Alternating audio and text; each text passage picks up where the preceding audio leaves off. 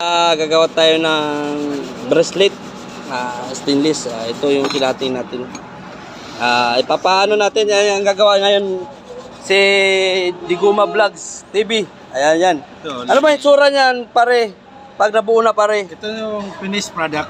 Ayan. Ito yung finished product na ginawa ko. Tapos itong bagong isa, nagawa ko para sa kaibigan ko na si Jojo Vlogger. Ano? Iliham muna natin to para kikinis. Pero kasama to pa vlog. Yung sa simula kasi hatiin mo yung isang tubing.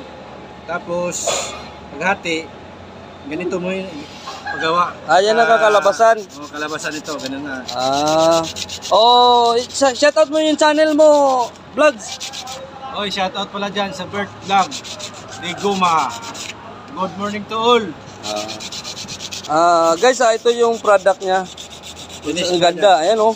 Ang kinis. Bibili ka pa para ang mahal no, pwede na pang sangla.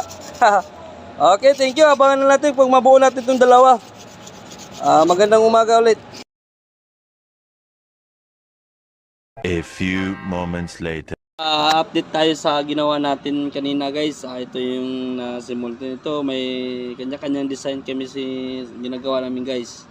Ito yung product na natapos namin guys. Ito na-enjoy namin paggagawa nito kahit maghapon namin trabaho nito.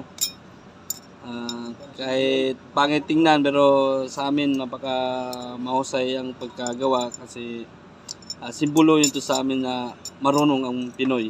Shout out po natin yung kasama natin sa si Dix Vlogger. Nandyan kasama natin dyan.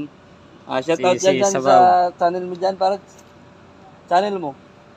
Shout out ako sa Dix Vlog, sa Dextero Kilupis na Dix Vlog, yung kasama natin, i-follow natin siya at para makakasama natin yung vlogger natin.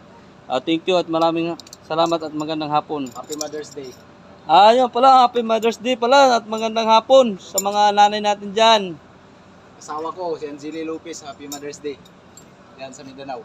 Oo. Shout out ko sa asawa ko dyan, nasa Bulacan. Huwag ka mag-alala, uwi ako next week.